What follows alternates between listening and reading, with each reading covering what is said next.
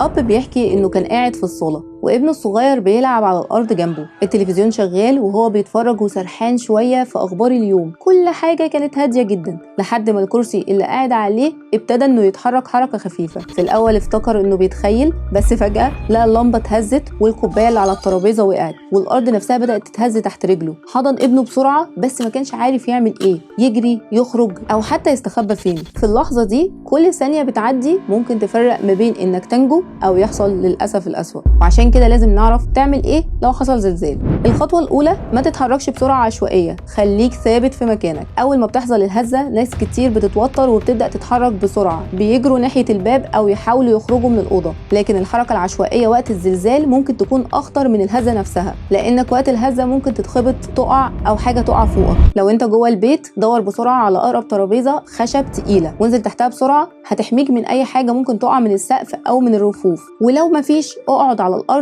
جنب حيطه داخليه، يعني جوه الاوضه نفسها مش عند باب او مخرج. حاول تغطي راسك ورقبتك بايدك او باي حاجه قريبه زي مخده او شنطه، ويفضل انك تفضل قاعد في وضع شبه متكور، ركبك قريبه من صدرك وراسك لتحت. خليك في الوضع ده لحد ما الهزه تقف تماما، وما تحاولش تمسك موبايلك او تجمع حاجتك. في اللحظه دي اولويتك الوحيده هي انك تحمي نفسك. الخطوه الثانيه، ابعد فورا عن كل حاجه ممكن تقع او تتكسر. وقت الزلزال الخطر مش بس من الارض اللي بتتهز، لكن كمان بتكون في الحاجات اللي حواليك. بعد ما تحمي نفسك وتثبت في مكانك لازم تبعد عن كل الحاجات اللي ممكن تسبب اصابه. ما تقربش من الشبابيك لانها اول حاجه ممكن تنفجر ويتكسر الازاز بتاعها. ابعد عن المرايات والمكتبات العاليه، كل دي حاجات ممكن تقع فجاه. وكمان النجف او اللمبات اللي بتبقى متعلقه دي خطر كبير، فلو كنت تحتها اتحرك بسرعه لمكان تاني. لو انت قريب من المطبخ غير مكانك بسرعه، لان المطبخ مليان ادوات حاده وازاز واجهزه تقيله ممكن تقع او تتكسر. اختار مكان فاضي حوالين جسمك علشان حتى لو حاجه وقعت من فوق ما يبقاش في حاجه جنبك تزود الخطر. ثالث خطوه، ما تستخدمش السلم ولا الاسانسير. ناس كتير اول ما بتحس بالزلزال بتفكر تنزل بسرعه من العماره، بس الحقيقه ان اكتر مكان ممكن يكون خطر وقت الزلزال هو السلالم. طب ليه؟ لان السلالم مش دايما بتكون متثبته على نفس الاساس القوي بتاع المبنى كله، وممكن تنهار او تتشقق في اقل هزه، خصوصا في المباني القديمه او اللي مش معموله لمقاومه الزلازل. وبرده الاسانسير بيكون خطر جدا لانه ممكن يقف فجاه او يقع لو حصل خلل في الكهرباء او الاسلاك. حتى لو الزلزال وقف وقررت تنزل ما تفكرش تستخدمه نهائي. التصرف الصح،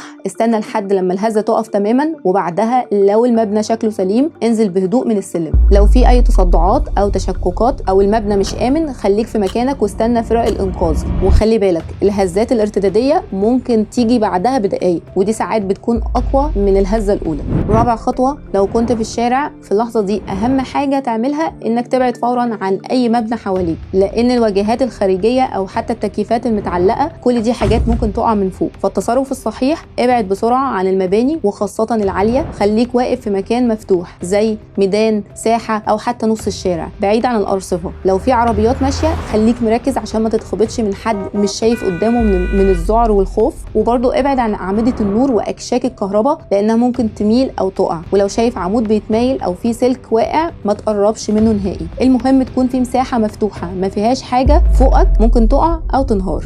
خامس خطوه، بعد الزلزال افصل الكهرباء والغاز فورا. مجرد ما الهزه تقف ما تفتكرش ان الخطر خلص. اوقات كتير بيكون في تسريب غاز او شراره كهرباء ممكن تسبب حريق او انفجار، خصوصا لو في تشققات في الحيطان او الاجهزه اتزحزحت من مكانها. فالتصرف الصح، اول ما تطمن ان الارض بقت ثابته روح على لوحه الكهرباء الرئيسيه وافصل المفتاح الرئيسي، وبعدها على طول افصل الغاز لو موجود، او اقفل المحبس العمومي لو شميت ريحه غاز. ما تولعش النور ولا تشغل ولا جهاز ولا حتى تمسك موبايلك، لان اي شراره صغيره ممكن تسبب كارثه. ولو في ميه على الارض او تسريب ما تلمسش اي فيشه او جهاز كهربائي بايدك. استنى لما تتاكد ان مفيش خطر او استعين بحد مختص. اللحظه دي مش لحظه استعجال خالص، دي لحظه امانك وامان البيت كله. سادس حاجه، لو كنت جوه العربيه وقت الزلزال، لو الزلزال حصل وانت سايق التصرف الصح بيبدا بانك ما تتفزعش، لان فقدان السيطره ممكن يكون اخطر من الهزه نفسها. اول حاجه هدي السرعه فورا بس من غير فرمله مفاجاه. حاول تركن على جنب الطريق في مكان مفتوح بعيد عن الكباري، الانفاق، اعمده النور او الاشجار الكبيره. وخليك جوه العربيه، كون مقفلها كويس. العربيه في الحاله دي بتعتبر مكان امن نسبيا، بتحميك من الحاجات اللي ممكن تقع، خصوصا لو انت في شارع ضيق او في مباني. ما تتحركش من مكانك غير لما تتاكد ان الهزه خلصت والطريق قدامك امن، وما تسوقش فورا لان الطرق ممكن يكون فيها تشققات او زحمه او يكون في اعمده نور واقعه. لو في ناس حواليك نازلين من عربياتهم او في حاله ذعر ما تمشيش وراهم من غير ما تتاكد بنفسك ان الطريق مناسب للحركه. حاجات ما ينفعش تعملها وقت الزلزال: ما تستخدمش الموبايل او اي جهاز الكتروني غير ضروري. اول حاجه بيعملها بعض الناس وقت الزلزال هي انه يفتح الكاميرا او يسجل فيديو، لكن ده بيشتتك وبيخليك مش مركز في سلامتك او في المكان اللي حواليك. ما تحاولش تنقذ ممتلكاتك. الناس بتدخل الاوض عشان تجيب الفلوس او اللابتوب او حتى شنطه فيها اوراق مهمه، بس الحقيقه انك مش هتلحق، واي تاخير في لحظه زي دي ممكن يعرضك للخطر.